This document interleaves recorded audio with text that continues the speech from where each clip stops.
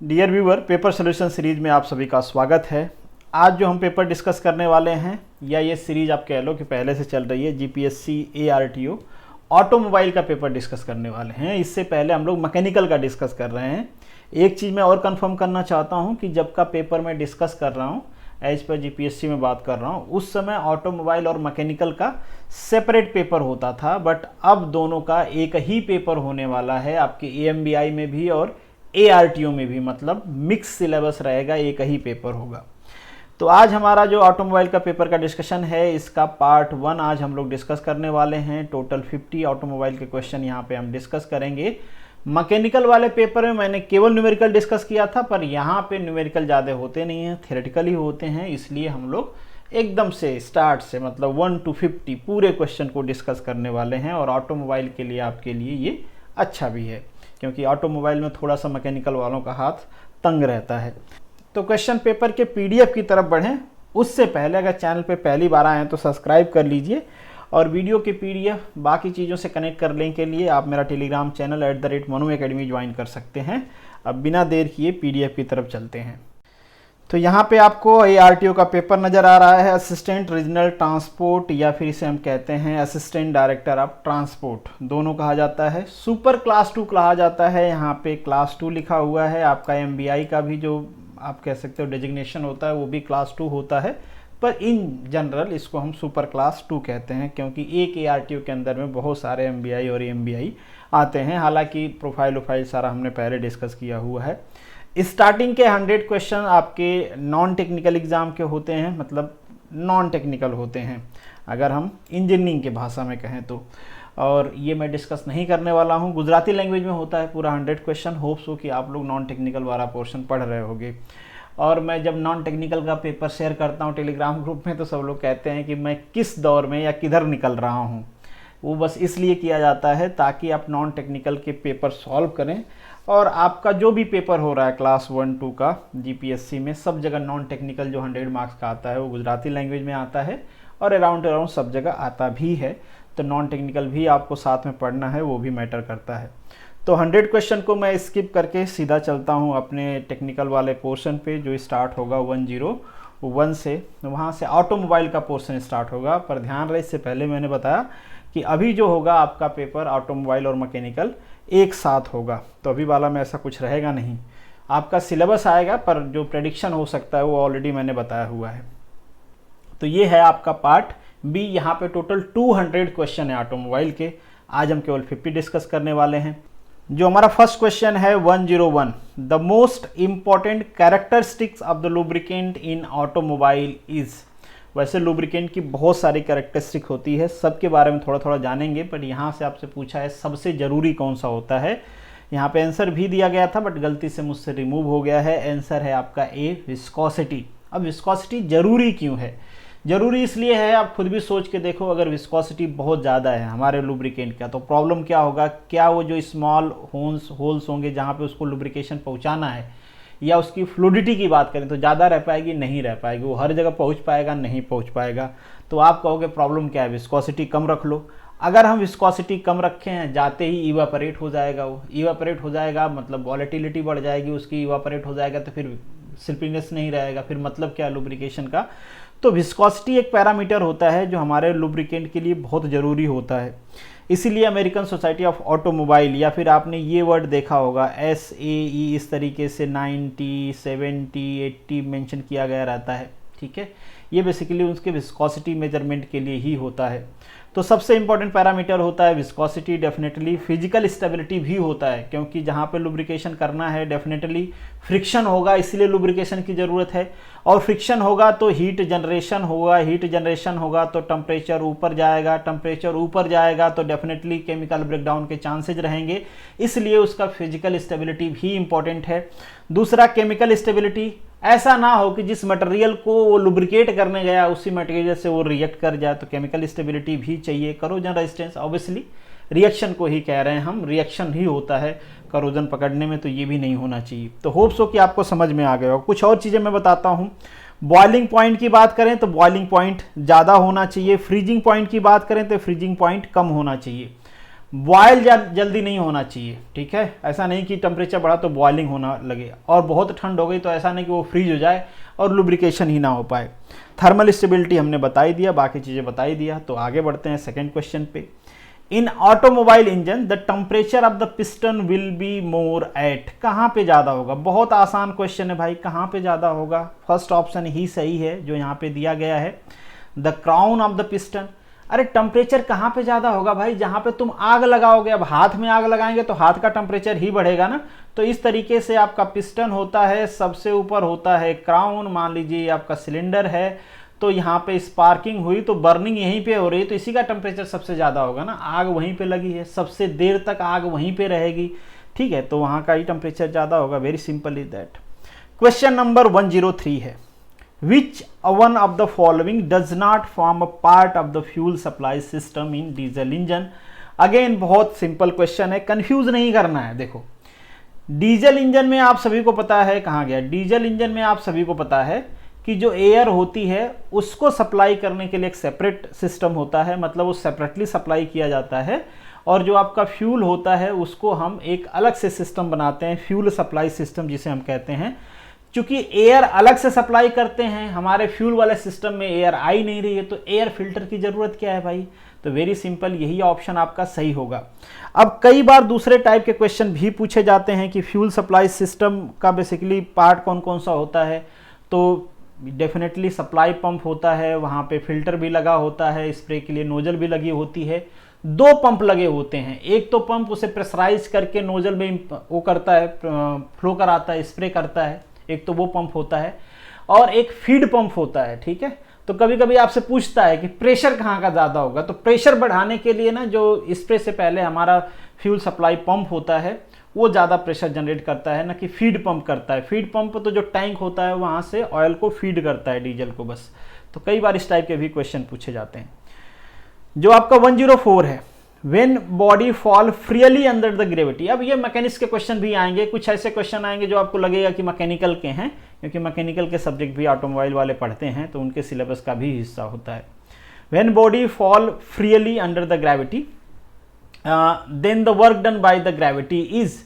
अब ये बहुत आसान सा क्वेश्चन है। अब थोड़ा सा डाउट रहता है कभी कभी लोगों को, मैं डाउट आपका क्लियर कर देता हूँ कि पॉजिटिव निगेटिव कब लेंगे। यहाँ पे पॉजिटिव ऑप्शन होगा जब आप फोर्स लगाते हो, ठीक है, जिस डायरेक्शन में। आप सभी को पता है फोर्स के लिए आपको मैग्नीट्यूड और डायरेक्शन दोनों चाहिए, ठीक है, वेक्टर क्वांटिटी है। तो जिस डायरेक्शन में आप फोर्स लगाते हो आपको पता है, अगर उसी डायरेक्शन में आपका डिस्प्लेसमेंट भी होता है, ठीक है, उसी डायरेक्शन में आपका डिस्प्लेसमेंट भी होता है, again displacement is the vector quantity, उसी डायरेक्शन में डिस्प्लेसमेंट होता है, तो उस टाइम पे जो आपका वर्क डन होगा वो पॉजिटिव होगा। मैकेनिक्स की हम लोग बात कर रहे हैं, ठीक है, थर्मोडायनेमिक्स में that is the different thing. तो उसी डायरेक्शन में हो रहा है ना। देखो, ग्रेविटी नीचे लग रहा है, किसी भी मास पे ग्रेविटी नीचे लगेगी, दिस इज mg, और फॉल भी नीचे कर रहा है ना, तो वहां पे क्या होगा, दोनों सेम डायरेक्शन में है, इसलिए पॉजिटिव होगा। अगर किसी पत्थर को नीचे से ऊपर फेंक दें तो क्या होगा, तो ग्रेविटी उस टाइम पे नीचे लग रहा होगा और ये ऊपर जा रहा है, मतलब यहाँ पे डीएसलरेशन हो रहा है, एक्सेलरेशन नहीं हो रहा है, डीएसलरेशन हो रहा है ना, तो यहाँ पे वर्क क्या होगा, वर्क नेगेटिव होगा। इसी तरीके से मान लीजिए कहीं पे स्प्रिंग है, ठीक है, अब स्प्रिंग पे आप कुछ कर लो, मान लो इसको हम खींच रहे हैं इधर को, तो फोर्स क्या लग रहा होगा, इधर को लग रहा होगा, ठीक है, डिस्प्लेसमेंट आगे को हो रहा है, फोर्स इधर को लग रहा है, ठीक है। तो स्प्रिंग द्वारा वर्क अगर पूछा जाएगा तो आपके द्वारा नहीं, आप तो इधर को खींच रहे हो, दोनों ध्यान रखना है सिस्टम का। अगर पूछता है कि आप कितना वर्क किए तो आपका तो पॉजिटिव होगा, ठीक है, क्योंकि आप इधर फोर्स लगा रहे हो, इधर ही डिस्प्लेसमेंट। मगर पूछता क्या है जनरली कि स्प्रिंग ने वर्क कितना किया है, ठीक है, तो स्प्रिंग पे फोर्स इधर लग रहा है और डिस्प्लेसमेंट इधर हो रहा है, तो स्प्रिंग फोर्स क्या होगा, नेगेटिव होगा। वैसे इसको आप कंप्रेस कर लो, कंप्रेस करोगे, फोर्स इधर लग रहा है, स्प्रिंग इधर फोर्स लगा रही है, क्योंकि स्प्रिंग क्या करेगी, अपने पोजीशन चेंज या अपने फेज चेंज का अपोज करेगी। तो अगर कंप्रेशन करो या फिर एक्सटेंशन करो, दोनों के केस में जो स्प्रिंग का वर्क होगा वो निगेटिव होगा, हाँ, आपका जो वर्क होगा वो पॉजिटिव होगा, ठीक है। चलिए क्वेश्चन नंबर 105 पे पर चलते हैं। मैं थोड़ा सा ज़्यादा टाइम ले रहा हूं ताकि चीज़ें आपके माइंड में जाएं, फंडामेंटल कंफ्यूजन ना रहे, ताकि आप गलतियां कम करो एग्जाम में। इंटरनल गियर बड़ा फेमस क्वेश्चन है, बहुत सारे जगह पूछा जाता है। Internal gear cutting operation can be performed, बहुत ज़्यादा पूछा जाता है, ध्यान रखना। ये भी एक्सटर्नल गियर के लिए यूज किया जाता है, ये भी एक्सटर्नल गियर के लिए, ये भी एक्सटर्नल गियर कह लो या थ्रेड कह लो। थ्रेड भी अगर पूछेगा तो भी आप कर सकते हो, ऐसा नहीं कि एकदम गियर वाली। गियर तो क्या है बेसिकली एक थ्रेड ही, बस उसकी क्या है एक प्रोफाइल है, ठीक है। प्रोफाइल हमने इसलिए बनाया ताकि भाई वो कहीं पे टच ना करे, जाम ना हो, ठीक है। तो एक प्रॉपर प्रोफाइल हमने बनाया। और थ्रेड तो हम कट करते हैं, तो थ्रेड ही होती है गियर एक तरह से। तो ये थ्रेड कटिंग के लिए या गियर कटिंग के लिए, बट कैसे वाले, एक्सटर्नल वाले, ठीक है। और ये जो सी ऑप्शन है आपका, ये इंटरनल के लिए होता है। तो ध्यान रख लेना आपका शेपिंग पिनियन कटर, ये बेसिकली हम करते हैं इंटरनल गियरिंग के लिए या इंटरनल थ्रेड के लिए। बहुत फेमस क्वेश्चन है, बहुत बार पूछता है, आपके उर्मी खुरमी में भी दिया होगा, मतलब खुरमी में भी दिया होगा, मैंने पढ़ा नहीं है तो मुझे याद नहीं, बट इस टाइप के क्वेश्चन जनरली दिए रहते हैं, खुरमी में कह लो, जैन में कह लो, और कहीं जगह कह लो। नेक्स्ट जो क्वेश्चन है, the heating of the gas at the constant pressure is govern by. Constant pressure मैं सारा ही बता देता हूं। पहला बी आता है वर्ड, तो इससे आ जाता है बॉयल्स लॉ। ये कहते हैं कि टेम्परेचर क्या रहेगा, कांस्टेंट रहेगा। तो हर जगह आपको PV = nRT वाला फॉर्मूला लगा लेना है। ये टेम्परेचर कांस्टेंट है तो इन दोनों में आपको रिलेशन मिल गया, P is the inversely proportional to V या V is the inversely proportional to P। तो कई बार इनसे भी क्वेश्चन पूछ लेता है। फिर आपको चार्ल्स लॉ की बात करें तो चार्ल्स लॉ क्या होता है भाई, चार्ल्स लॉ में P कांस्टेंट होता है। यहाँ पे क्या पूछा गया है, कांस्टेंट प्रेशर, तो चार्ल्स लॉ हो जाएगा। अगर P कांस्टेंट है तो यहाँ पे लगा देंगे, तो P इधर कर देंगे, कांस्टेंट हो जाएगा। तो V/T = आप कह सकते हो C होता है, या फिर आप कह सकते हो V is the directly proportional to T, या फिर T is the directly proportional to V, इस तरीके से भी कह सकते हैं। फिर गेलुसक लॉ होता है, that is V is constant, मतलब volume is constant, V is the volume ना, तो V कांस्टेंट है यहाँ पे। अब V कांस्टेंट है तो अगेन V इधर आ जाएगा, T इधर आ जाएगा, तो ये सारा कांस्टेंट हो जाएगा। दैट्स मीन कि P/T = कांस्टेंट है, या P proportional to T, T proportional to P। तो ये सारे आपको याद रखने हैं, पूछता है। एवोगाड्रो वाला भी देख सकते हो आप, तो V/N = C होता है, V/N = C होता है। तो ये सारे लॉ आपको ध्यान रखने, कभी कभी इनसे भी क्वेश्चन आता है। जो क्वेश्चन नंबर 107 है, the Boolean expression for the 3 input and gate. And gate ये मैंने बेसिक इलेक्ट्रॉनिक्स में डिटेल में डिस्कस किया हुआ है, आप चाहो तो देख सकते हो। तो क्या होता है ऑपरेशन भाई, एंड गेट में होता क्या है, बेसिकली फिजिक्स में भी हमने पढ़ा। एंड गेट मल्टीप्लाई करता है जो इनपुट होता है, ठीक है। तो मान लीजिए A B C इनपुट आप दे रहे हो, 3 टर्मिनल है, तो ये आउटपुट तीनों को मल्टीप्लाई करके एक नया आउटपुट जनरेट कर देगा, बट एक आउटपुट जनरेट करेगा ये, ठीक है। तो यहाँ पे ऑप्शन क्या हो जाएगा आपका, बी हो जाएगा।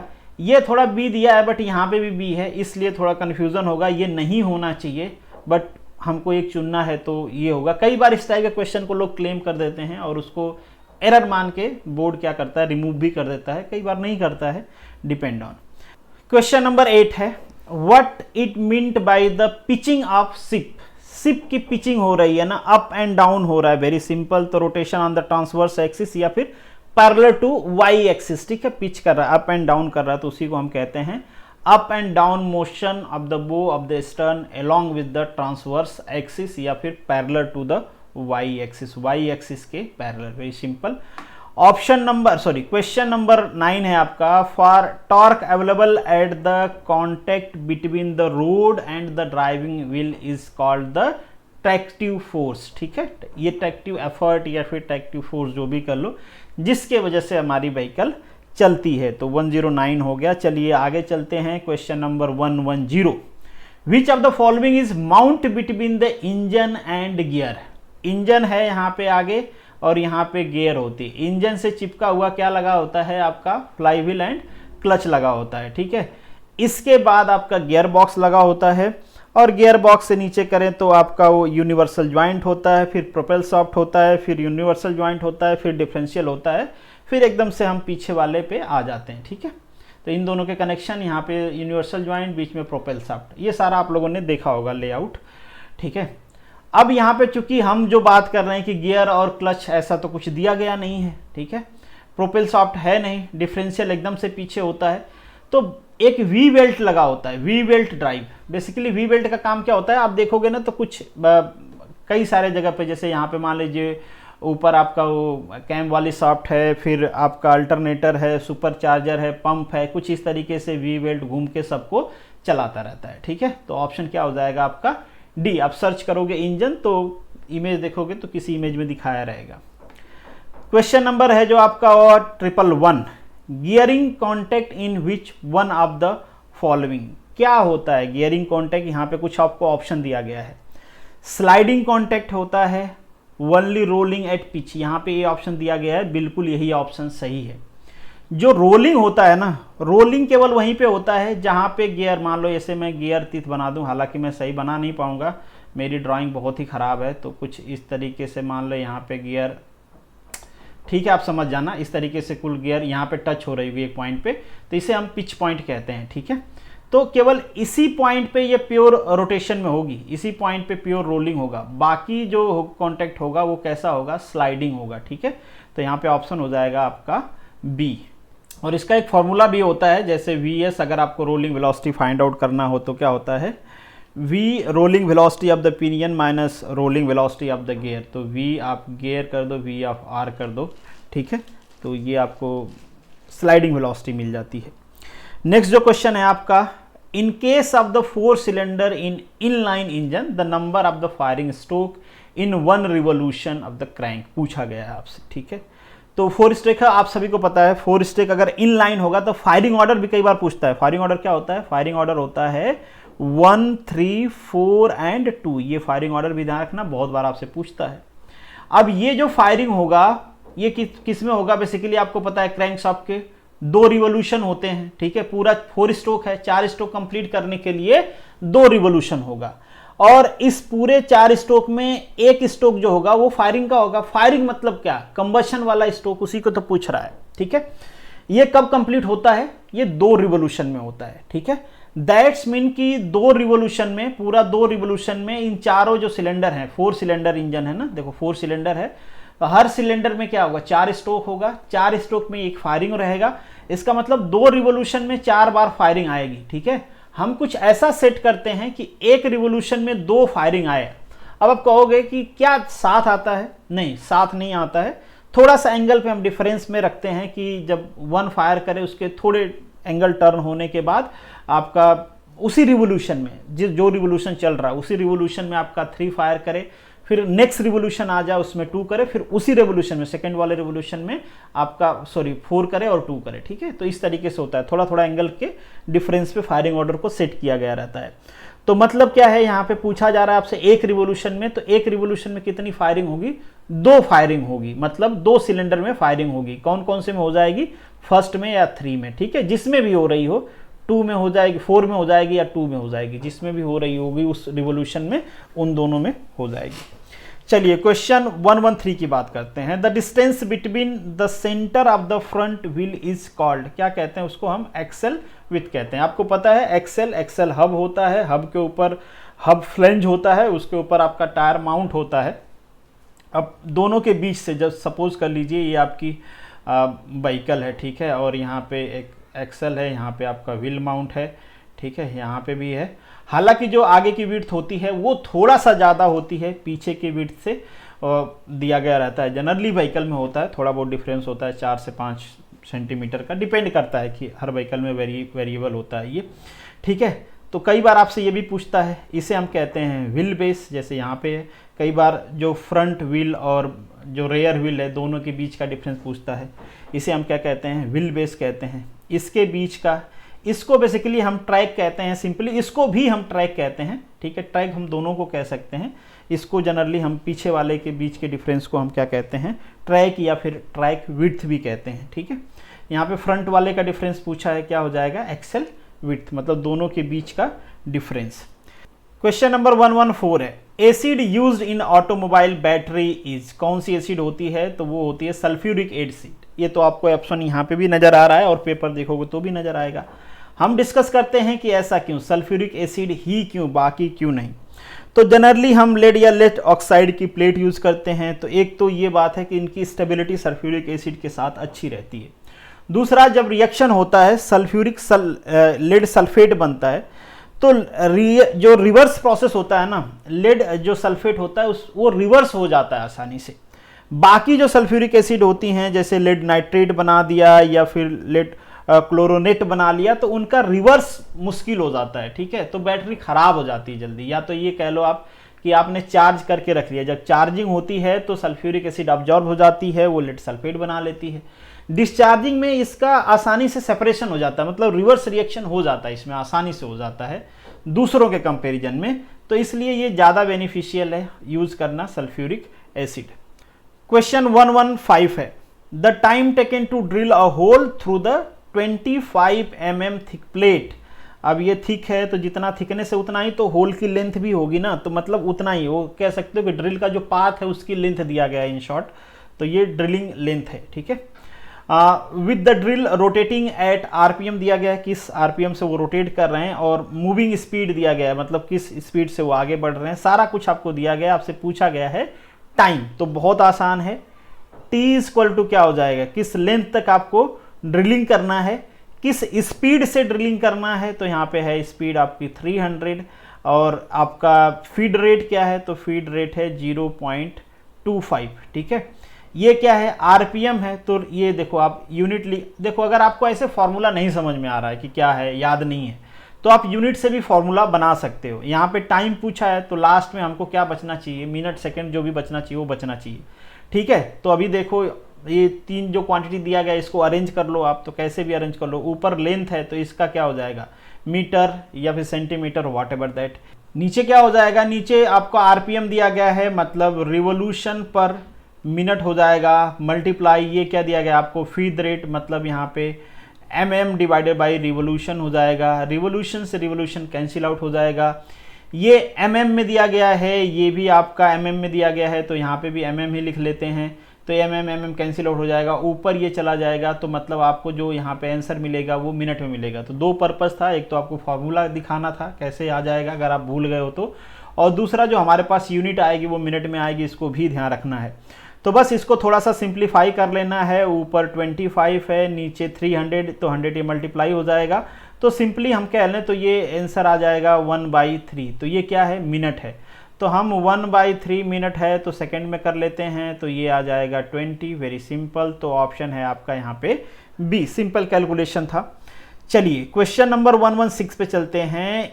In the steering gear the gear sector of the toothed roller is mess with the, किसके साथ, वॉर्म के साथ। देखो ये बेसिकली आपका वॉर्म है, ये आपका टूथेड है, इन दोनों की मैचिंग हो रही है, इसीलिए मैंने यहाँ पे डायग्राम लगा दिया है। ये आपको डायग्राम से याद करने की ज़रूरत है। आप स्टीयरिंग की देख लोगे ना, स्टीयरिंग जहाँ पे आपका फ्रंट एक्सेल होता है उसी में स्टीयरिंग लगी होती है रोटेट करने के लिए आपके व्हील को आगे पीछे ना, तो एक बार आप उसका इमेज देखना, जब मैंने पढ़ाया था कई बार आपको इमेज दिखाया था, इसका एक्सप्लेनेशन भी दिया हुआ है, तो आप खुद से भी देखोगे तो आपको समझ में आएगा। चलिए 117 की बात करते हैं।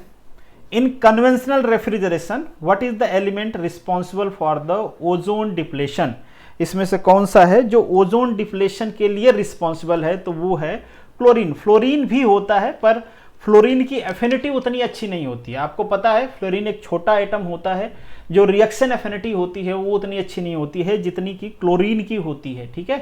तो क्लोरीन ज़्यादा रिस्पॉन्सिबल होता है। अब अगर आप इसका रिएक्शन करना चाहो, ये बनाता है ClO + O2, तो इस तरीके से इसका रिएक्शन होता है, चेन रिएक्शन होता है, बट उतना डिटेल में नहीं जाते, बट ये समझ लो आपकी ये रिएक्ट करके आपके ओजोन को डिप्लीट कर देता है। चलिए क्वेश्चन नंबर 118 की बात करते हैं। Advantage of hydrogen as an IC engine fuel, मतलब हाइड्रोजन को एज ए फ्यूल यूज करोगे।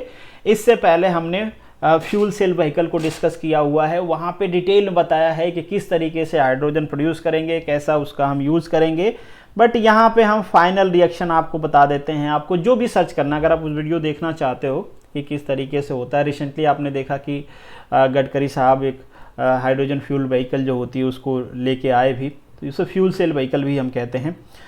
पानी से चलने वाली गाड़ी भी कई सारे लोग कहते हैं, जो भी कहना हो आप कह लो। क्यों कहते हैं, क्योंकि आप सभी को पता है कि H2 हाइड्रोजन हो जाएगा और यहाँ पे आपके पास O2 है। अल्टीमेट रिएक्शन ऑक्सीजन के साथ, कोई फ्यूल बर्न होगा किसके साथ रिएक्ट करेगा, ऑक्सीजन के साथ, दूसरा कोई ऑप्शन है नहीं। रिएक्शन होके क्या बनाएंगे भाई, H2O बनाएंगे। एटम बैलेंस करना है, कर लीजिए यहाँ पे, तो यहाँ पे 2 लिख दीजिए, ठीक है, यहाँ पे 2 लिख दीजिए। 2 एटम ऑक्सीजन के हो गए, 4 हाइड्रोजन के हो गए, बस हो गया रिएक्शन कंप्लीट। और बना क्या यहाँ पे, ये क्या है भाई, ये है हॉट स्टीम, मतलब ये कंबशन के बाद बाहर आ रहा होगा ना साइलेंसर से, मतलब कहोगे क्या कमाल हो गया भाई, गाड़ी चलाओ पीछे से पानी निकालो, ये तो फायदा ही फायदा है, पीछे एक जग लगा दो पानी, मतलब इतना मत उड़ो भैया। ठीक है, उड़ दिए। पोल्यूशन है कोई यहाँ पे? नहीं है भाई, हॉट स्टीम निकल रही है, काहेगा पोल्यूशन। ठीक है, तो option C is correct. Question number 119 है, in order to achieve maximum heat dissipation the fan should be design in such way that. अब ये आपको ऑप्शंस दिए गए हैं, इन ऑप्शन में से चूज करना है। अगर आप ज़्यादा हीट डेसिपेशन करना चाहते हो तो आप क्या करोगे कि फिन्स ज़्यादा से ज़्यादा, ये मान लीजिए हमारे पास सिलेंडर है और यहाँ पे कंबशन हो रहा है, इस सिलेंडर से हम हीट रिमूव करना चाहते हैं, हमको सरफेस एरिया बढ़ाना है, तो हम फिन कुछ इस तरीके से लगा दें। ठीक है, यहाँ पे ज़्यादा, जितने ज़्यादा कांटेक्ट में रहेगी ये, जितना ज़्यादा रूट पे कांटेक्ट में रहेगा उतना ज़्यादा हीट ये रिमूव कर पाएगा। और यहाँ पे सरफेस, ये क्या है, इतना सरफेस है जिससे क्या होगा, कंटिन्यूसली डेसिपेशन होता रहेगा। ठीक है, तो ऑप्शन क्या हो जाएगा आपका 1, it should be had maximum lateral surface. ठीक है, ऑन द रूट, मतलब जहाँ पे फिन्स चिपकी हुई है। ठीक है, तो ज़्यादा फिन से हम क्या करेंगे, अपने सरफेस को कवर रखेंगे ताकि सरफेस एरिया यहाँ से हीट डेसिपेशन के लिए ज़्यादा मिले। चलिए, क्वेश्चन नंबर आपका है 120, lubrication of the manual type gear box is achieved by. तो सिंपली यहाँ पे मैंने डायग्राम भी लगा दिया है, मुझे और भी क्वेश्चंस में लगाना चाहिए था ताकि आपको इजीली समझ पाए। देखो इस तरीके से होता है, नीचे हम क्या करते हैं, टैंक रख देते हैं, बॉक्स रख देते हैं लुब्रिकेंट का, ताकि ये मूव करता रहे, लुब्रिकेंट को टच करके जाता रहे, लुब्रिकेशन भी होता रहे प्रॉपर। ठीक है, मैनुअल में जनरली। ठीक है, ऐसे स्प्लैश लुब्रिकेशन सिस्टम भी कहते हैं, क्योंकि यहाँ पे क्या होगा, कोई चीज़ आया, टच किया, लुब्रिकेंट फैल गया, उसी को कहते हैं स्प्लैश लुब्रिकेशन सिस्टम। ठीक है, इस तरीके से होता रहता है। अब मैनुअल के बजाय ऑटोमेटिक हो जाए, तो जहाँ पे ऑटोमेटिक होता है वहाँ पे बेसिकली हम स्प्रे वाले का प्रयोग करते हैं ताकि लुब्रिकेशन प्रॉपर रहे। मैनुअल वाले में थोड़ा सा हीट जनरेशन ज़्यादा होगा। जहाँ पे भी आप सिस्टम को ऑटोमेटिक करोगे, ऑटोमेटिक तो हो जाएगा, पर वहाँ पे डेफिनेटली लॉसेस आपके बढ़ जाएंगे। लॉसेस बढ़ेंगे तो लॉसेस इन जनरल, या फिर आप कह लो 100%, थोड़ा बहुत किसी केस में गड़बड़ होगा तो होगा, नहीं तो जो लॉसेस होता है किस फॉर्म के एनर्जी में बाहर निकलता है, तो एक ही ऑप्शन होगा, उसका नाम होता है हीट। ठीक है, हीट में निकलता है। ठीक है, तो यहाँ पे हम जो लुब्रिकेशन होता है तो लुब्रिकेंट का भी काम करता है, हीट रिमूवल का, हालांकि कूलिंग इतना नहीं करता है पर ठीक है वो भी करता है। ठीक है, हीट रिमूवल का काम भी करता है। चलिए, क्वेश्चन नंबर हम बात कर रहे हैं अब 121 का, cetane number of diesel fuel is major. इस क्वेश्चन में थोड़े बहुत आपको डाउट हो सकते हैं, पर ध्यान से समझने की कोशिश करिएगा। कई सारे जगह पे इसका ऑप्शन आपको इग्निशन क्वालिटी दिया होगा, अगर वहां पे ऑप्शन में डिले पीरियड नहीं होगा तो। बेसिकली जो सीटेन नंबर होता है, जैसे ऑक्टेन नंबर क्वालिटी मेजरमेंट होता है हमारे पेट्रोल का, वैसे ही सीटेन नंबर होता है क्वालिटी मेजरमेंट ऑफ डीजल। ठीक है, पर किस फॉर्मेट में हम मेजर करते हैं, जैसे हमारा कंप्रेशन स्ट्रोक लग रहा है, कंप्रेशन स्ट्रोक पे क्या होना चाहिए था, बर्निंग होना चाहिए, क्योंकि उसी टाइम जो compression TDS top dead centre पे होगा पिस्टन, उसी टाइम पे हम क्या करेंगे, फ्यूल इंजेक्ट करेंगे। फ्यूल इंजेक्ट करेंगे, अगर तुरंत बर्निंग हो गई तो बहुत अच्छी बात है, थोड़ा डिले हुआ तो क्या होगा, फ्यूल कलेक्शन होगा, फ्यूल कलेक्शन होगा तो डेटोनेशन होगा। मतलब क्या है कि डिले पीरियड आता है, इसीलिए डीजल इंजन में डेटोनेशन आता है।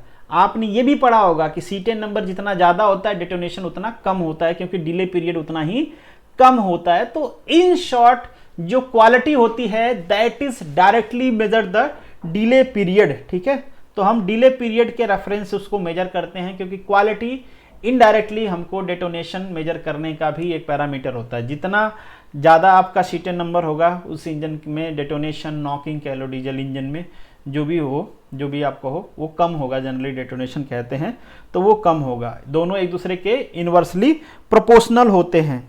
और इग्निशन डिले और क्वालिटी को डायरेक्टली प्रोपोर्शनल आप कह सकते हो, मतलब जितना CN, इसको सीटेन नंबर को CN जितना ज़्यादा होगा, फ्यूल क्वालिटी या उसको कहेंगे उतना अच्छी होगी, फ्यूल क्वालिटी उतना अच्छी होगी, डिले पीरियड उतना कम होगा, डेटोनेशन उतना ही कम होगा। ठीक है, और ये जितना कम होगा, फ्यूल क्वालिटी कम होगा, डिले पीरियड ज़्यादा होगा, डेटोनेशन भी ज़्यादा होगा। तो ये तीनों चारों रिलेशंस आप ध्यान रखना। नेक्स्ट क्वेश्चन है आपका 122, a bullet fired from the gun can pierce a target due to kinetic energy. ज़्यादा वेलोसिटी होती है भाई, फायर करते हैं वेलोसिटी ज़्यादा होती है, वेलोसिटी ज़्यादा, काइनेटिक एनर्जी ज़्यादा, वर्क होगा वहाँ पे, कोई काम करना पड़ेगा ना, जाके होल करना है उसको तो काम तो करना पड़ेगा।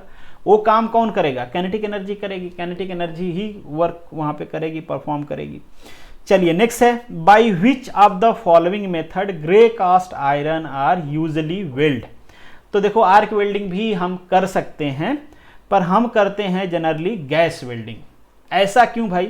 ऐसा इसलिए क्योंकि जब फॉर्मेशन होता है ना कास्ट आयरन का, कार्बन कंटेंट वहाँ पे ज़्यादा होता है। कार्बन कंटेंट ना जो ग्रेफाइट फ्लैंक्स बना होता है, अगर हम बहुत तेज़ी से उसको हीट करें तो ये चांस होता है, बहुत ज़्यादा टेम्परेचर तक हीट करें तो ये चांस होता है कि वो फ्लैंक्स मेल्ट हो जाए और जो हमारा वेल्डिंग जोन है उस वेल्डिंग जोन में आ जाए और इस पूरे वेल्डिंग जोन को ब्रिटल बना दे या यहाँ पे मार्टन साइड बना ले टेम्परेचर बढ़ने की वजह से। ठीक है, हालांकि कूलिंग रेट पे भी डिपेंड करता है मार्टन साइड बनेगा कि नहीं, बट कार्बन कलेक्शन यहाँ पे हो सकता है। ठीक है, तो इस वजह से भी हम जनरली आपका गैस वेल्डिंग यूज करते हैं। इसका एक रीजन और है गैस वेल्डिंग यूज करने का, क्योंकि गैस वेल्डिंग में जो रैपिड टेम्परेचर इंक्रीमेंट होता है वो इनके कंपैरिजन में कम होता है। चूंकि एक बिटर मटेरियल है, इसको बहुत तेजी से अगर आप हीट करते हो या बहुत तेजी से कूल करते हो तो क्रैक फॉर्मेशन हो सकता है उसमें, तो ये भी एक रीजन होता है। तो कई सारी चीजें शूट करती हैं उसको। ये वेल्डिंग भी किया जाता है, बट फिजिकली देखें तो ये इस तरीके का पोर्टेबल सिस्टम हमारे पास नहीं है कि आप MIG वेल्डिंग लेके घूम रहे हो, आप आर्क वेल्डिंग, गैस वेल्डिंग उठाए, सिलेंडर लेके पहुंच गए, टॉर्च और गैस सिलेंडर लेके पहुंच गए, काम हो गया आपका। तो पोर्टेबल सिस्टम की भी कमी है। तो आप कहोगे कि क्या जरूरत पड़ती है? तो ये दोनों करते हैं, हाँ करते हैं। इसके लिए थोड़ा सा हम प्री हीट कर लेते हैं उसको कि टेम्परेचर ग्रेडियंट हो, बहुत तेजी से वेरी ना करे उस रिस्पेक्ट टू टाइम, तो जुगाड़ लगाते हैं। खैर अभी के लिए अप्रोप्रिएट ऑप्शन है आपका सी। चलिए 1 to 4 की बात करें। A close system receive 60 kilo joule heat but its internal energy decreases by the 30 kilo joule. The work पूछा गया है, तो first law of thermodynamic for close system हमको पता है, change in heat is equal to change in internal energy plus change in work done. Heat nomenclature के साथ लिखना है, नॉमेनक्लेचर के साथ नहीं लिखोगे तो गलत होगा। तो इतना हीट क्या कर रहे हैं, सिस्टम को सप्लाई कर रहे हैं। हीट सप्लाई को हम प्लस के साथ लिखते हैं तो प्लस 60 हो जाएगा, is equal to internal energy decrease हो रही है ना कि बढ़ रही है, डिक्रीज हो रही है तो क्या लिखेंगे, माइनस के साथ लिखेंगे तो -30 प्लस आपसे W पूछा हुआ है तो del W is equal to क्या हो जाएगा, ये इधर आ जाएगा तो हमारे पास हो जाएगा प्लस 90, मतलब यहाँ पे हो जाएगा 90 किलो जूल। चलिए नेक्स्ट क्वेश्चन है आपका, the power factor of an alternator depend upon, किस पे डिपेंड करता है, that is depend upon the load. Basically ये पावर फैक्टर होता क्या है, तो ये आप कह सकते हो कि डिग्री का डिफरेंस होता है कि पावर सप्लाई आप कर रहे हो कितने टाइम बाद, मतलब आपने देखा होगा ना कि इस तरीके से हम बनाते हैं, ये हमारा पावर वाला है, ये हमारा करंट वाला है, तो दोनों के बीच में लैग फाइंड आउट करते हैं हम। तो जो पावर सप्लाई आपने किया वो लोड के ऊपर डिपेंड करता है कि करंट फ्लो कब उसमें स्टार्ट होगी, मतलब ड्राइविंग पोटेंशियल आपने लगा दिया है तो जरूरी नहीं कि ड्राइविंग पोटेंशियल लगाते ही एकदम से करंट दौड़ पड़ेगी। करंट कितना टाइम लगी दौड़ने में ये डिपेंड करता है आपके लोड के ऊपर, और उसी को कहते हैं हम पावर फैक्टर। ठीक है, तो यहाँ पे ज्यादा अप्रोप्रिएट ऑप्शन है आपका ए। इसे हम डिले टाइम भी कहते हैं, मतलब इस तरीके से भी आप कह सकते हो कि it is the major delay of the current flow. ठीक है, कितना टाइम में फ्लो किया उस सेंस में भी इसे हम मेजर करते हैं। नेक्स्ट क्वेश्चन है आपका 1 to 6। अब यहाँ पे एक स्प्रिंग मास सिस्टम है, वाइब्रेशन की बात किया गया है, फ्रीक्वेंसी की बात, कुछ डाटा दिया गया है, मैं रीड नहीं कर रहा हूँ क्योंकि ये तुच्छा सा क्वेश्चन है, कई बार हमने इस टाइप के सॉल्व किए, इससे पहले भी आया था। 1 divided by 2 pi under root k by m दिया गया है। क्या दिया गया है, इसकी वैल्यू हमको n दिया गया है, तो f की जगह पे आप चाहो तो n लिख सकते हो। फिर आपको f डैश फाइंड आउट करना है या फिर n1 नया वाला फाइंड आउट करना है आपको, तो क्या होगा, फॉर्मूला यही रहेगा। बाकी जो चीज़ें दिया गया है वो कर लो। कह रहा है कि जो स्टिफनेस है स्प्रिंग का उसको आधा कर देते हैं, कर दो आधा, अपना क्या जाता है। मास को क्या कहा है इन्होंने कि मास इज डबल, तो मास को 2m कर दो आप। तो देखो ये 2 नीचे आ जाएगा, 4 हो जाएगा, और हम इसको बाहर करें तो 1/2 हो जाएगा, तो हम 1/2 लिख सकते हैं डिवाइडेड बाई 1/2 पाई, और थोड़ा सा ये k/m लिख सकते हैं, इस पूरे को हम ये लिख सकते हैं n, ठीक है, तो n/2 हो जाएगा, तो ऑप्शन हो जाएगा आपका A. Rolling resistance does not depend which of the following factor. Rolling resistance, कोई गाड़ी जा रही है तो जो रोलिंग रेजिस्टेंस होगा वो किस पे डिपेंड नहीं करेगा, लोड पे बिल्कुल डिपेंड करेगा ना, नॉर्मल फोर्स वही तो करेगा। प्रेशर कितना है टायर में, कम है ज़्यादा है, बिल्कुल उस पर डिपेंड करेगा, आपने फील भी किया होगा, ठीक है। Nature of the road surface, हाँ भाई, अब कॉन्टैक्ट कैसा हो रहा है, कॉन्टैक्ट रोड के नेचर पे भी डिपेंड करेगा और उसमें प्रेशर कितना है, ये दोनों जो टायर का बिहेवियर है, कॉन्टैक्ट बिहेवियर रोड के साथ, उस पर डिपेंड करेगा, मतलब जो ट्रैक्शन होगा वो उसके हिसाब से होगा, ठीक है। फिर radius of the driving wheel, इससे क्या ही लेना देना है, ठीक है, तो ये इंडिपेंडेंट होता है, तो ऑप्शन हो जाएगा आपका B. 128 the function of the governor in automobile is limit the velocity, मतलब जो एक्सटर्नल लोड होता है उसके वेरिएशन के हिसाब से जो गवर्नर होता है फ्यूल सप्लाई को कंट्रोल करता है, तो एक तरह से हम कहेंगे लिमिट को, जो स्पीड लिमिट होती है उसको कंट्रोल करता है। फ्लाईव्हील इंटरनल फ्लक्चुएशन को मैनेज करती है, कई बार लोग कंफ्यूज हो जाते हैं फ्लाईव्हील और गवर्नर में कि दोनों तो वही करते हैं यार, तो जो फ्लाईव्हील होती है ना वो बेसिकली इंजन के इंटरनल फ्लक्चुएशन का मैटर होता है, जो गवर्नर होता है एक्सटर्नल फ्लक्चुएशन का मैटर होता है, ठीक है। बाहरी लोड और इंटरनल जो हमारा स्ट्रोक के जो अलग अलग स्ट्रोक हैं उसके वजह से, क्योंकि कंप्रेशन में कंप्रेशन हो रहा होगा तो ज़्यादा पावर चाहिए, बाकी सेक्शन में उससे कम चाहिए, बाकी सारे स्ट्रोक में और कम चाहिए, ठीक है, तो वहाँ पे भी तो लोड वेरिएशन हो रहा है, तो उसको फ्लाईव्हील मैनेज करती है, एक्सटर्नल लोड को गवर्नर मैनेज करता है। चलिए 129 की बात कर लेते हैं। In simple gear train if number of idle gear, ये तो बहुत कई बार रिपीटेड क्वेश्चन है, अगेन आपकी खुरमी टाइप के क्वेश्चन हैं ये, हालांकि कई सारे क्वेश्चन खुरमी टाइप के हैं, खैर पहले ज़्यादा ट्रेंड था खुरमी वाला, अभी धीरे धीरे ट्रेंड चेंज हुआ है, तो केवल खुरमी पे डिपेंड नहीं रहना। क्या होता है भाई, अगर वो ऑड होगा दैट्स मीन कि दोनों क्या होंगे, सेम होंगे, जो आइडलर होगा और जो आपका ड्रिवन होगा दोनों सेम डायरेक्शन में होंगे। अगर वो इवन होगा तो दोनों अपोजिट डायरेक्शन में होंगे, तो ऑप्शन क्या हो जाएगा आपका ए हो जाएगा। Wheel base of the vehicle, इससे पहले मैंने डायग्राम करके बताया था कि ये रहा, फिर से बता देता हूँ जल्दी से, ये रहा, तो इन दोनों के बीच को कहते हैं व्हील बेस, ठीक है, तो आपका ऑप्शन हो जाएगा distance between the front and rear axle, ठीक है, यही तो एक्सेल है, और बीच से मेजर करेंगे क्योंकि बीच में हब लगा होता है, वहीं पे माउंट होता है वो आपका व्हील। अब fuel is injected in the cylinder of diesel कब होता है भाई, जब टीडीसी पे पहुंच गया, कंप्रेशन स्ट्रोक पूरा होगा तभी तो पिस्टन कहाँ पहुंच गया होगा, टीडीसी पे पहुंच गया, बहुत आसान question. Ignition coil is used setup voltage, setup ही करेंगे ना भाई, वहां पे कितना वोल्टेज चाहिए, हजारों वोल्ट चाहिए वहां पे इग्निशन के टाइम पे, ठीक है, स्पार्क जनरेट करने के लिए, और आप 12 वोल्ट की बैटरी लगा के बैठे हो, तो जब तक सेटअप नहीं करोगे, वोल्टेज को बढ़ाओगे नहीं, वाइंडिंग नहीं बढ़ाओगे सेकेंडरी की, तब तक कैसे होगा काम, ठीक है, तो यहाँ पे ऑप्शन हो जाएगा आपका सी। एरर मेजरमेंट, डेफिनेटली एरर क्या होता है, जो एक्चुअल वैल्यू है, जो मेजर्ड वैल्यू है, ठीक है, मेजर्ड वैल्यू कम भी हो सकती है, ज़्यादा भी हो सकती है, ठीक है, दोनों हो सकती है, तो true minus measured value. Question number 134 the central portion of the wheel is called, hub कहते हैं भाई, कई बार तुम्हें क्या है, हब होता है, फिर उसके ऊपर हब फ्लेंज होता है, उसके ऊपर आपका व्हील माउंट होती है। During chemical dehumidification process the air, यहाँ पे भी ध्यान रखना, कई बार लोग कंफ्यूज होते हैं, मैं एक एग्जांपल भी दूंगा आपसे, एक सवाल भी करूंगा, सवाल तो समझ जाओगे आप समझाने के बाद, पर देखो ये हो गया आपका केमिकल डिह्यूमिडिफिकेशन कुछ इस तरीके से, ये आपका प्रोसेस 1 हो गया, ये प्रोसेस 2 हो गया, ठीक है। अगर हम स्पेसिफिक ह्यूमिडिटी की बात करें 1 to 2 घट रही है, अगर हम ड्राई बल्ब टेम्परेचर की बात करें तो ड्राई बल्ब टेम्परेचर क्या हो रहा है, बढ़ रहा है। ड्यू पॉइंट टेम्परेचर की बात करें तो डिक्रीज करेगा, रिलेटिव ह्यूमिडिटी की बात करें तो ये भी डिक्रीज करेगी, इंथैल्पी की बात करें तो सेम रहेगी, स्पेसिफिक वॉल्यूम की बात करें तो वो भी डिक्रीज रहेगा। ये सारा आपको इस चार्ट से समझ में आ गया होगा, अब पूरा मैं आपको ये चार्ट नहीं बताने जाऊँगा, अगर आपको जानना है तो आपको बस सर्च करना है, जो भी सर्च करें उसके आगे मनु एकेडमी लिख देंगे, इस पर भी मैंने डिटेल वीडियो बनाया हुआ है, रेफ्रिजरेशन के ढेर सारे क्वेश्चन डिस्कस किए हुए हैं, अभी क्विकली मुझे नाम याद नहीं आ रहा कि उस वीडियो का नाम क्या है, तो रेफ्रिजरेशन मनु एकेडमी सर्च करोगे तो वो वीडियो आपको मिल जाएगी, देख पाओगे वहाँ पे डिटेल में आप। तो यहाँ पे ऑप्शन क्या हो जाएगा आपका, ये हो जाएगा। अब कई सारे लोगों के मन में सवाल आएगा कि केमिकल डिह्यूमिडिफिकेशन होता क्या है, तो कई सारे केमिकल ऐसे होते हैं जो कि बेसिकली आपको हवा से ना हवा से एयर से जो मॉइस्चर होता है उसको लेके हीट रिलीज करते हैं। क्या करते हैं? हीट रिलीज करते हैं।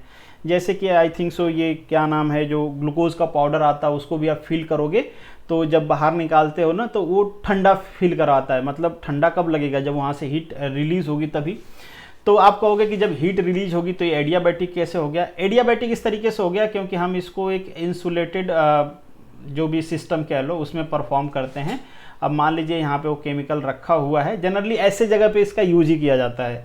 तो यहाँ से एयर से ये मॉइस्चर कंटेंट ले लेगा, यहाँ से हीट रिलीज कर देगा। ठीक है, तो अगर हम एयर को बात करें, एयर की बात करें, एयर को एज ए सिस्टम माने हम, तो एयर से क्या हुआ है, जो ह्यूमिडिटी मतलब वाटर कंटेंट है वो रिमूव हुआ है तो उसका डीह्यूमिडिफिकेशन हो गया।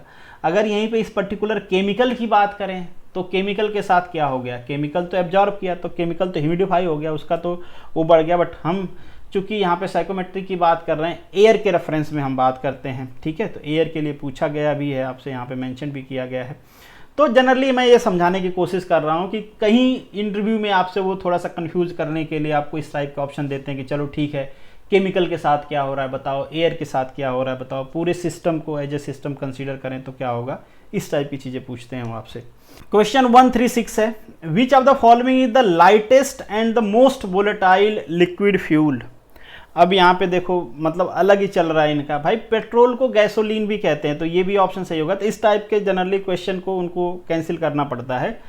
कई सारी कंट्री में बेसिकली लैटिन कंट्री जो होती हैं वहाँ पे पेट्रोल को गैसोलीन कहते हैं। बाकी जैसे एशिया हुआ, यूरोपियन कंट्री हुई, वहाँ पे उसको पेट्रोल कहते हैं। तो एक ही चीज़ का दो नाम है। ठीक है, क्वेश्चन नंबर 137 है आपका, which one of the following material is the heat energy propagation minimum due to the conduction. तो कंडक्शन तो जिसकी कंडक्टिविटी कम रहेगी तो यहाँ पे क्या हो जाएगा, पेन चलना भी बंद हो गया, तो यहाँ पे हो जाएगा आपका एयर। एयर का बहुत कम होता है, 0.024 वाट मीटर केल्विन होता है, काफ़ी कम होती है।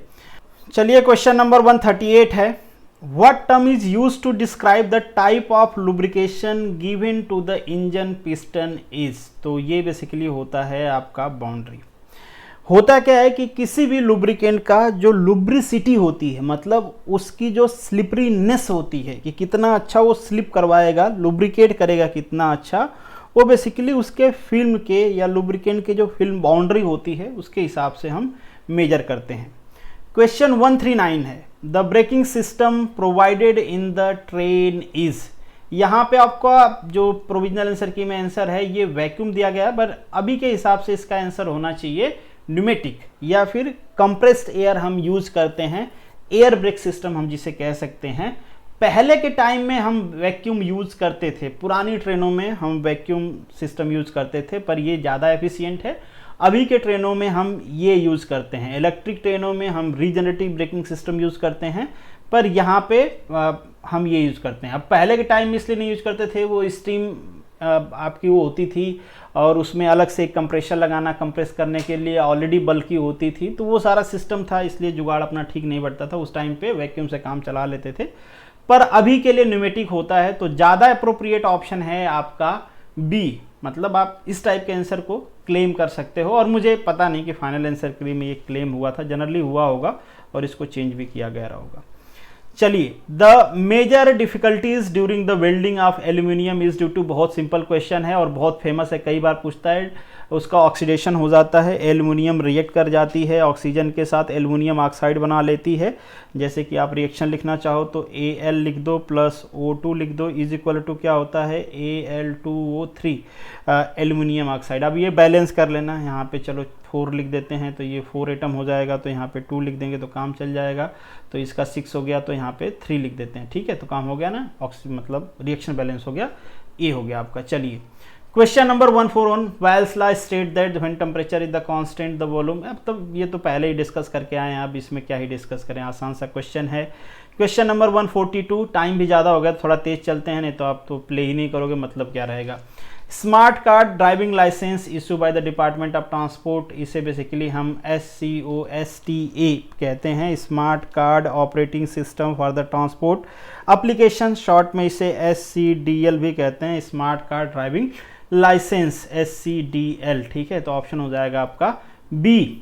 The optical card technology being applied by the commissionerate of the transport Gujarat is issued vehicle registration certificate, VRC मतलब होता है व्हीकल रजिस्ट्रेशन सर्टिफिकेट, ठीक है। तो ऑप्शन हो जाएगा आपका ए।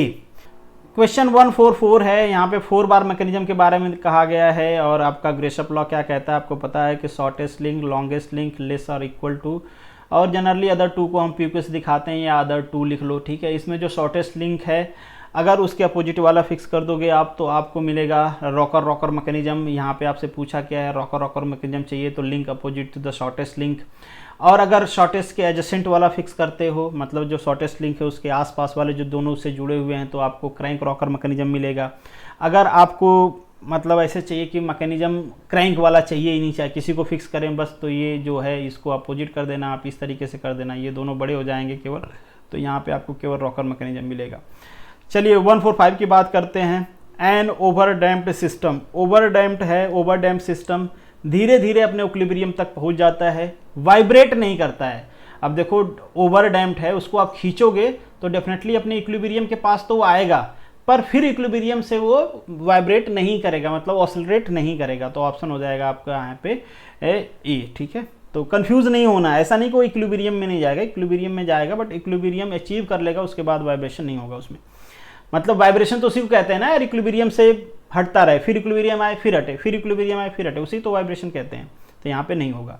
नेक्स्ट है आपका the angle between the axis of the follower, pressure angle कहते हैं ना। प्रेशर एंगल क्या होता है, नॉर्मल और टेंजेंट के बीच का जो एंगल होता है, ठीक है। कॉन्टेक्ट पॉइंट के नॉर्मल एंड टेंजेंट के जो बीच का एंगल होता है उसे हम कहते हैं प्रेशर एंगल। यहाँ पे तो मैंने डायग्राम भी लगा दिया है। बेसिकली कहा गया है कि grasshopper mechanism is the derivation modified to the Scott Russell, तो ठीक है। बेसिकली यहाँ पे आप देख लो जो स्लाइडिंग कर रहा है उसको हमने रोटेटिंग बना दिया है, दैट्स इट। तो ऑप्शन हो जाएगा कि जो स्लाइडिंग है उसको रिप्लेस करके टर्निंग पेयर बना दिया है। टर्न कर रहा है ना, ये टर्न कर रहा है ना भाई, ठीक है। ये स्लाइड कर रहा था, इसको टर्न करा दिया। नेक्स्ट जो क्वेश्चन है आपका the instantaneous centre, instantaneous centre जो पॉइंट होता है इस तरीके से कर रहे हैं तो यही इसका इंस्टेंटेनियस सेंटर होता है। ये सब आप लोगों को पता होगा, आसान क्वेश्चन है। The Coriolis acceleration component taken in the account, तो क्विक रिटर्न मोशन मैकेनिज्म होगा। कॉरलिस कंपोनेंट कब आता है, आप सभी को पता है कि कहीं पे मान लीजिए वेलोसिटी भी है, कहीं पे वेलोसिटी भी है और ये आपको रोटेट भी कर रहे हैं तो 2 ओमेगा भी आ जाता है कॉरलिस कंपोनेंट। मतलब कहीं पे एंगुलर भी है और लीनियर भी स्पीड है तो वहाँ पे कॉरलिस आएगा। क्यों आएगा, due to the earth rotation, ठीक है। नेक्स्ट जो आपका क्वेश्चन है 150 तक ही आज हम लोग करने वाले हैं, बाकी आगे करेंगे। क्वेश्चन जो ये लेक्चर है काफ़ी बड़ा हो गया है, तो यहाँ पे आपको ये सारे डिटेल्स दिए गए हैं, मैं रीड आउट नहीं करता हूँ। आप सभी को पता है फोर्स इज इक्वल टू क्या होता है, mdv/dt, बट यहाँ पे कहा गया है कि वेलोसिटी कांस्टेंट है तो कोई बात नहीं, sorry m is equal to v constant है, कितना है 11 किलोमीटर है ना, तो 3 जीरो कर लेते हैं, ठीक है। तो ये मीटर पर सेकेंड हो जाएगा, मल्टीप्लाई dm, क्योंकि mass with respect to time change हो रहा है तो dm/dt कर लेते हैं ना यार, इस dt को इधर ले आ दिया हमने। हालांकि सिंपल मैथमेटिक्स में डिफरेंशिएशन ऐसे कन्वर्ट नहीं कर सकते, बट यहाँ पे हमने कर लिया। क्यों कर लिया, क्योंकि ये भी टाइम के साथ वेरी करने के लिए हमने यहाँ पे लिखा है, बट टाइम के साथ ये वेरी नहीं कर रहा है, टाइम के साथ m वेरी कर रहा है, तो क्या फर्क पड़ता है भाई, dm/dv भी तो लिख सकते हैं, सॉरी dm/dt भी तो लिख सकते हैं ना। तो इसकी वैल्यू आपको दिया गया है, सारे वैल्यू दिया गया है, बस आपको करना है मल्टीप्लिकेशन और सब कुछ दिया गया है, तो आपको सिंपल वैल्यू मिल जाएगी यहाँ से फोर्स की। तो फोर्स जब आप कैलकुलेशन करोगे, जैसे कि F इक्वल टू हो जाएगा आपका 11,000 मल्टीप्लाई 16 दिया गया है ना, 16 हो गया, तो यहाँ से वैल्यू आ जाएगी 17600 N, ये न्यूटन हो गया। पर आपसे ये नहीं पूछा है, आपसे क्या पूछा है, आपसे पूछा कि 1 मिनट बाद एक्सेलरेशन कितना होगा। तो ये फोर्स तो रहेगा हमारे पास, तो 1 मिनट बाद एक्सेलरेशन आपसे पूछा है, मतलब मास का डिवाइड करना है, पर मास तो फाइंड करो कि 1 मिनट बाद मास कितना रहेगा। मास टूट कितना रहा है, मास टूट रहा है 6 kg, तो 1 मिनट में कितना टूटेगा 6 × 60, तो ये कितने में से माइनस हो जाएगा, एक हो जाएगा 6000 माइनस 6 इंटू 60। इसकी वैल्यू फाइंड आउट करोगे तो 5040 हो जाएगा। एफ की वैल्यू आपने ऑलरेडी फाइंड आउट कर रखा है, तो ए इक्वल टू क्या हो जाएगा, एफ बाई एम हो जाएगा। तो एफ कितना है 17600 है, डिवाइडेड बाई 5040 है। तो ये वैल्यू आपको आ जाएगी, अराउंड वो वैल्यू आ जाएगी। तो इसी के साथ इस वीडियो को खत्म करते हैं। अब मिलेंगे नेक्स्ट वीडियो में, तब तक के लिए all the best, good luck. और यहाँ तक आए हो तो बिना लाइक किए नहीं जाना है।